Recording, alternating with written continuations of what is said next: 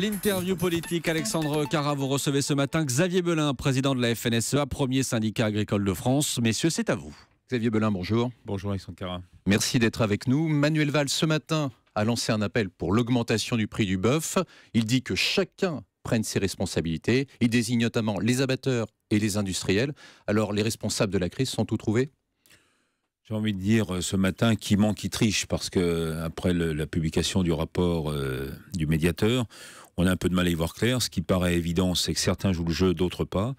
Nous allons nous-mêmes sans doute remettre un peu de pression sur justement les industriels et peut-être certaines enseignes qui ont du mal à jouer le jeu et à appliquer ces hausses de tarifs et surtout à les renvoyer sur les éleveurs. Donc, cessons ce jeu de ping-pong, ce jeu de menteur auquel nous sommes malheureusement confrontés depuis pas mal de mois maintenant. Xavier Belin, hier, vous aviez averti qu'il faudrait autre chose que des mesurettes pour satisfaire les éleveurs. Ce matin, après l'annonce du gouvernement, les annonces du gouvernement, est-ce que vous êtes déçu ou satisfait ? Alors j'ai pris acte des mesures de court terme, parce que c'est bien de ça dont il s'agit dans ce plan gouvernemental. Ce sont des mesures de trésorerie. D'ailleurs, les chiffres sont quand même un peu gonflés. On parle de 1,1 milliard. En réalité, il y a une centaine de millions de plus qui sont annoncés. Je dois dire d'ailleurs que les paysans attendent beaucoup moins des aides que de la capacité de faire leur métier, de vivre de leur métier, et surtout d'être dans des conditions économiques équitables par rapport à leurs voisins européens. C'est ça qui compte aujourd'hui. Mais sur le court terme, oui, il y a quelques mesures que nous prendrons, notamment des mesures d'adaptation de trésorerie. Ça peut permettre de passer les semaines qui viennent. Pour autant, c'est pas un plan, comme nous l'attendions, un plan qui va permettre de relancer l'élevage, de relancer l'agriculture française. C'est de ça dont nous voulons parler réellement. C'est ce que j'ai d'ailleurs dit hier au Premier ministre. Sur le court terme, nous prenons acte, mais maintenant il faut se mettre au travail très vite, pas attendre septembre, pour vraiment décliner sur le moyen terme, sur le structurel, ce que nous devons faire pour cette agriculture française qui aujourd'hui est en grande difficulté. Mais ça veut dire quoi ? Ça veut dire que le gouvernement ne fait pas ce qu'il dit. Hier, Manuel Valls a dit « Le monde paysan n'a pas besoin de pansement d'urgence, il a besoin d'un avenir ». Mais vous avez le sentiment que le gouvernement ne donne pas cet avenir aux paysans ? Mais sur l'avenir, de quoi parlons-nous ? Moi, je vais être très concret. Aujourd'hui, il y a 3 sujets sur la table sur lesquels nous devons avancer. Et pas nous seuls, les paysans, mais avec les pouvoirs publics et avec les opérateurs économiques, les industriels, la grande distribution. Le premier, il est simple, c'est redonner de la compétitivité à l'agriculture et à l'élevage français. Nous souffrons aujourd'hui d'un déficit majeur. Si j'ai une seconde, je peux donner un chiffre. Prenons l'exemple d'un abattoir français et un abattoir allemand, 300 salariés dans les 2 cas. 20 €, ça c'est ce que nous coûte aujourd'hui en moyenne un salaire en France, un salaire horaire, 14 € en Allemagne, 6 € d'écart. Vous faites la multiplication avec moi, 1600 heures à peu près travaillées par an. On est à un écart de 3 millions d'euros par an entre 2 abattoirs. Il ne faut pas s'étonner qu'à la sortie, il y en ait un qui soit plus compétitif que l'autre. Et ça, je pourrais le décliner tout au long de la chaîne. Donc, on a un problème fondamental de normes, de réglementation, de coût social. Il faut y travailler. Deuxième point, il est important qu'enfin, on donne du sens au contrat. On parle beaucoup de contractualisation en France, mais il faut des contrats qui lient le producteur au transformateur, le transformateur au distributeur. Il y a des contrats de filière, d'un bout à l'autre de la chaîne alimentaire, pour faire en sorte que quand on a des coûts de revient qui sont impactés par le pétrole, par tout un tas de les matières premières et autres, on puisse avoir une forme d'indexation. Ça veut dire quoi, par exemple, que l'accord qui avait été signé dans le bureau de M. Le Foll le 17 juin, c'est un accord finalement pour rien, pour du beurre, il fallait quelque chose de plus sérieux ? D'abord, il n'y avait pas d'engagement écrit, c'était des engagements moraux, mais des engagements moraux, parfois, ça a plus de valeur. Tous les transformateurs et tous les distributeurs sont venus dire à l'unisson, on a compris le message, on va donc augmenter par palier, semaine après semaine, pour arriver aux objectifs à atteindre. On y est quasiment en porc aujourd'hui, même si c'est insuffisant. On a fait la moitié du chemin en bovin, et puis sur la production laitière, on est plutôt dans une spirale de baisse des prix qu'il faut absolument enrayer. Aujourd'hui, on tangente les 300 € de la tonne de lait, c'est insupportable. À 300 €, les paysans mettent la clé sous la porte. Donc, il faut vraiment que là-dessus, on continue la contractualisation. Et le troisième point, je veux quand même en parler parce que je sais que c'est un sujet difficile, mais je pense qu'il faut absolument trouver les moyens de restructurer la dette, notamment des jeunes et des récents investisseurs. On a des niveaux de dette aujourd'hui portés par ces agriculteurs qui sont insupportables et qui handicapent aussi la compétitivité. Donc voilà, ce sont 3 sujets de fond. Nous les mettons sur la table. Je les ai communiqués au Premier ministre hier. Le ministre de l'Agriculture sait parfaitement que nous pouvons apporter des réponses et surtout redonner à nouveau, je le dis, des perspectives. J'entends des tas de choses aujourd'hui. On remet en cause le modèle agricole français, mais ça veut dire quoi?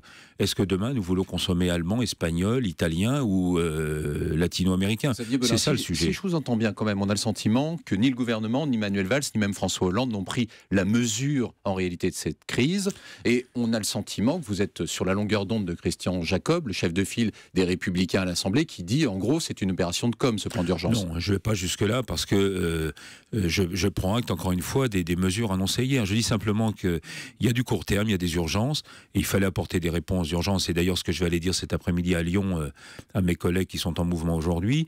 Mais en même temps, on a besoin aussi d'avoir des engagements sur le moyen terme. C'est bien de ça dont je veux aussi parler. Dont nous voulons parler. Ça peut prendre quelle forme? Comment on fait? Il faut des assises, il faut discuter avec le gouvernement, avec les professionnels. J'ai entendu le ministre de l'Agriculture évoquer hier des assises de l'agriculture. Très bien, mais des assises, ça se prépare. N'attendons pas septembre pour y travailler. On a encore 1 mois et demi avant le mois de septembre. Et ben moi, je propose qu'on se mette autour de la table tout de suite et que sur les 3 chantiers que je propose, on puisse vraiment les décliner et surtout envisager les bons niveaux de réponse. Enfin, cette question de la compétitivité, moi, je la pose depuis des années. Je suis président de la FNSEA depuis 2010. Je ne cesse de rappeler que nous avons des handicaps majeurs dans notre pays. Ça se mesure d'ailleurs par le classement de la France aujourd'hui qui régresse par rapport à nos voisins européens. Alors vous venez d'évoquer Lyon, vous allez vous rendre cet après-midi. Ce matin, les agriculteurs bouchent les accès, notamment au nord et au sud de Lyon. On est à la veille de grands départs en vacances. Est-ce que vous allez demander aux éleveurs de Rhône-Alpes de lever les barrages? D'abord, ma première mission, c'est d'aller à la rencontre des agriculteurs. C'est notre base. C'est à eux que je dois des comptes. Je dois leur rendre compte de ce qui a été annoncé hier. Et puis on va envisager aussi avec eux la sortie de ces mouvements. Il est évident que notre message, ça n'est pas d'ennuyer des gens qui partent en vacances, qui partent en congé, qui partent dans leur famille. On n'est pas là pour gêner nos concitoyens, d'autant qu'en ce moment, j'ai plutôt le sentiment qu'ils sont à l'écoute et qu'ils comprennent les difficultés des éleveurs. Donc, soyons aussi attentifs à leur message. Néanmoins, ce qui est important maintenant, c'est que nous puissions cibler, je dis bien cibler, les opérateurs qui, encore une fois, ont du mal à jouer le jeu des engagements qu'ils ont pris devant le ministre. J'entends bien, juste pour revenir sur cette question, pouvez-vous nous dire ce matin que tous les barrages seront levés demain? Je pense qu'il y a encore quelques mouvements qui vont probablement se mettre en œuvre là dans les 2-3 jours qui viennent, parce que certains n'ont pas encore bougé et qu'ils ont envie de bouger et qu'ils ont aussi besoin d'exprimer leur colère.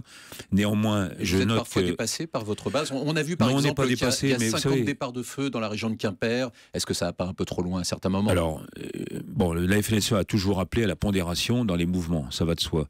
Et là, je demande aussi la pondération. C'est d'ailleurs ce qui s'est fait dans le Nord hier, puisque on était en contact avec nos collègues du Nord sur l'île pour éviter justement qu'on ait un blocage, notamment des axes autoroutiers. Je dis la même chose ce matin à l'ensemble des régions. Néanmoins, ce mouvement, il doit pouvoir aussi s'exprimer. Et beaucoup plus que de la colère, il y a vraiment une forme de désarroi et de détresse aujourd'hui. C'est ça que nos concitoyens doivent entendre. C'est ça que les pouvoirs publics doivent entendre. C'est ça aussi que nos partenaires de la filière doivent entendre. Il n'est pas normal aujourd'hui qu'il y ait un maillon qui soit en grande fragilité quand les autres, finalement, peuvent continuer à vivre tranquillement. Le gouvernement veut encourager les Français à consommer de la viande tricolore. Vous croyez, vous, au patriotisme alimentaire? Manuel Valls a annoncé notamment la généralisation de l'approvisionnement local dans les restaurations collectives d'État. Est-ce que ça, c'est un bon point? Oui, c'est une demande que nous formulons nous-mêmes. Je crois qu'il faut revoir les appels d'offres, il faut revoir les cahiers des charges. Aujourd'hui, nous sommes souvent mis hors jeu dans ces appels d'offres, tout simplement pour des raisons, là aussi, de compétitivité par rapport à nos voisins. Nos voisins ont parfaitement compris le système. Je pense notamment à l'Allemagne, à la Belgique, à l'Espagne, qui aujourd'hui viennent nous tailler des croupières sur ces appels d'offres. Bien sûr, mais Xavier Belin, est-ce qu'il est raisonnable aujourd'hui en France que les agriculteurs luttent, par exemple, contre la ferme des 1000 vaches, alors qu'on sait que nos voisins, par exemple allemands, ont des fermes de 10 000 vaches ou des fermes de 60 000 porcs?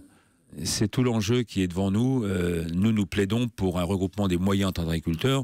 La ferme des 1000 vaches, c'est pas forcément notre modèle. Mais enfin, entre nous, entre 50 vaches laitières et 1000, il y a une sacrée marge. Il nous apparaît aujourd'hui qu'il y a des modèles, par exemple, à 150, 200 vaches laitières qui pourraient parfaitement être développés sur notre territoire. Mais même à cette taille-là aujourd'hui, on a les plus grandes difficultés à les mettre sur pied, simplement parce que la contradiction est là.